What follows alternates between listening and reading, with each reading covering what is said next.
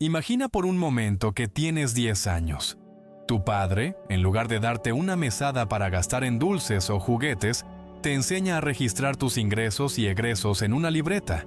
Te explica qué es una inversión, cómo funciona un interés compuesto y por qué ahorrar no es suficiente. Hay que poner el dinero a trabajar. Este no es un ejercicio de escuela privada, ni una clase avanzada de economía. Es simplemente un fragmento de la infancia de Carlos Slim Helú, uno de los hombres más ricos del mundo, sí, pero también uno de los ejemplos más intrigantes de cómo nuestra psicología y entorno moldean nuestras decisiones, nuestras metas y, sobre todo, nuestra forma de ver el mundo. Desde pequeño, Carlos fue entrenado para pensar a largo plazo, y eso, en la psicología, tiene un nombre muy poderoso: gratificación diferida.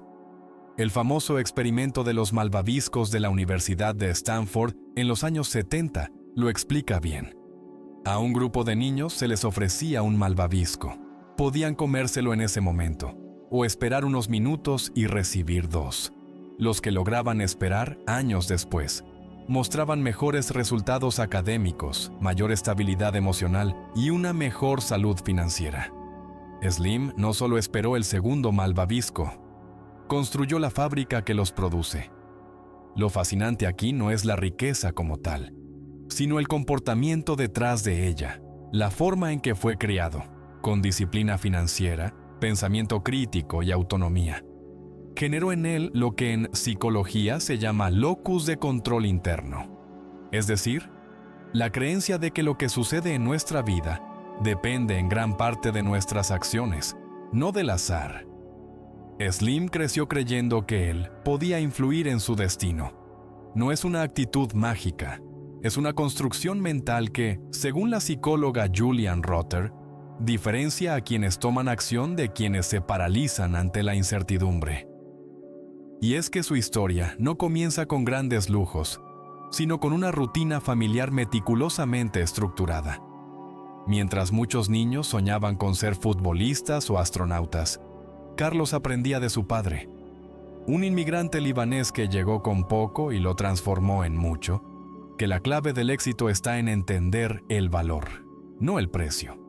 Ese es un principio central del pensamiento estratégico, una habilidad cognitiva que nos permite visualizar las consecuencias futuras de nuestras decisiones presentes. Algo esencial no solo en los negocios, sino también en nuestras relaciones, en nuestra salud emocional, en nuestra vida.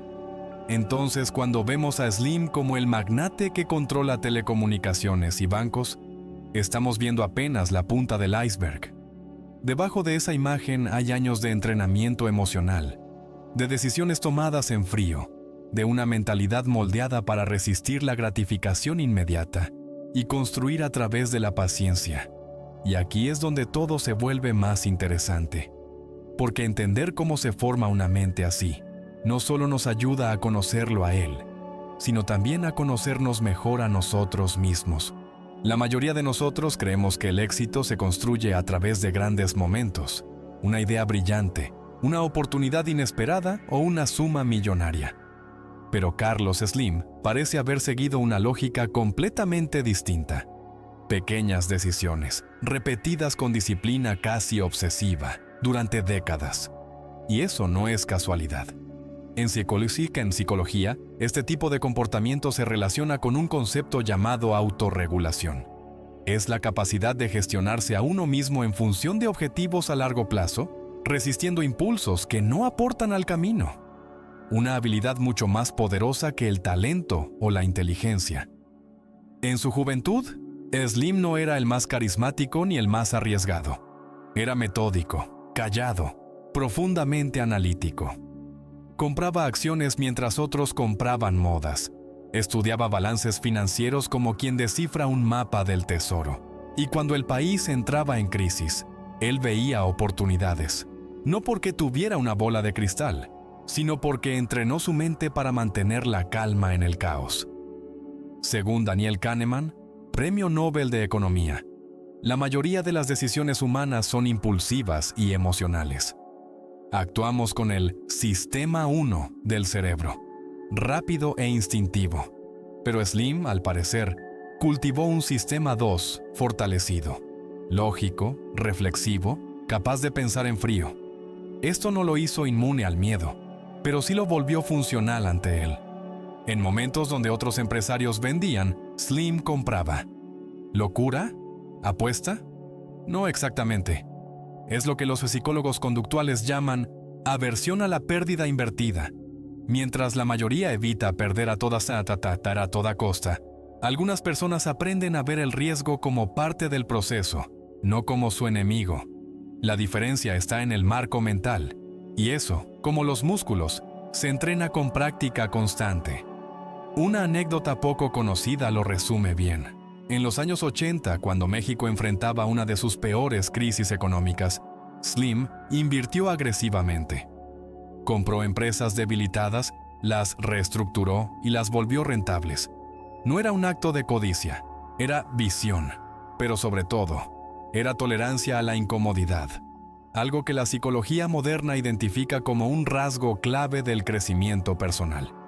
Mientras muchos buscan zonas de confort, Slim parecía buscar justo lo contrario, espacios donde el caos ofrece lecciones que otros no quieren aprender. Aquí es donde muchos se preguntan, ¿se nace con ese tipo de mentalidad o se construye? La respuesta más honesta es ambas. Pero lo que nos enseña la vida de Slim es que, con intención y repetición, podemos entrenar nuestra mente para tolerar el fracaso, resistir la urgencia y tomar decisiones desde la claridad, no desde el pánico. Porque el verdadero poder no está en predecir el futuro, sino en cómo nos preparamos para enfrentarlo. Y es justamente esta preparación mental lo que nos lleva a entender su estilo de liderazgo, tan particular como efectivo, pero también profundamente humano. Carlos Slim no dirige empresas con gritos ni promesas de grandeza. No es un líder carismático en el sentido tradicional. Su estilo es silencioso, casi minimalista, pero tremendamente efectivo. Y eso revela algo profundo sobre el comportamiento humano, que el liderazgo no siempre nace del carisma, sino de la coherencia. En psicología organizacional, esto se estudia bajo el concepto de liderazgo transaccional frente al transformacional. Mientras el primero opera con recompensas claras y estructuras rígidas, el segundo, como el que ejerce Slim, influye a través del ejemplo, la visión a largo plazo y, sobre todo, la confianza. Slim no pretende ser amado, pero sí respetado. Su forma de tomar decisiones se basa en principios más que en emociones. No improvisa, y ese rasgo ha generado lo que muchos llaman la cultura Slim. Una forma de trabajar donde la sobriedad, la eficiencia y el enfoque a largo plazo son más importantes que la imagen o el ego. ¿Te suena familiar? Es muy parecido al concepto de mindfulness empresarial, la capacidad de estar plenamente presente, con atención deliberada, incluso en entornos de alta presión. Este enfoque no solo ha dado frutos en sus negocios, también ha influido en la forma en que se percibe a sí mismo. Carlos Slim rara vez habla de sí en términos grandilocuentes. No presume sus logros. No hay grandes gestos. Y eso tiene una explicación desde la psicología social. Se llama modestia estratégica, un rasgo que fortalece la credibilidad y genera una percepción de autoridad auténtica. Al no buscar aprobación constante, Slim transmite estabilidad. Y en tiempos de incertidumbre, eso se vuelve oro puro. Pero no se trata de una postura fría. De hecho, su comportamiento revela una comprensión muy aguda de lo humano. Por ejemplo, mantiene rutinas simples, come en los mismos lugares, vive en la misma casa desde hace décadas. Este tipo de consistencia es interpretada por psicólogos como un ancla emocional. Cuando todo cambia afuera, mantener ciertas constantes internas nos da una sensación de identidad y control. Es como tener tu canción favorita cuando el mundo se vuelve demasiado ruidoso.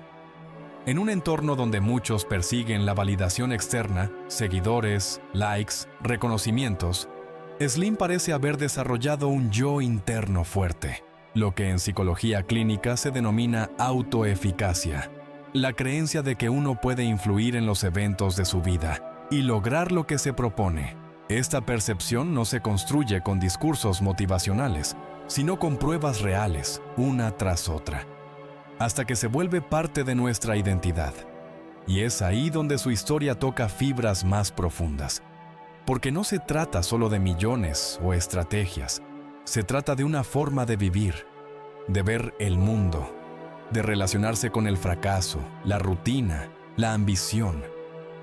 ¿Qué pasa por la mente de alguien que ha construido tanto sin perder el enfoque? ¿Cómo se sostiene una visión durante décadas, sin dejarse arrastrar por el ruido del momento?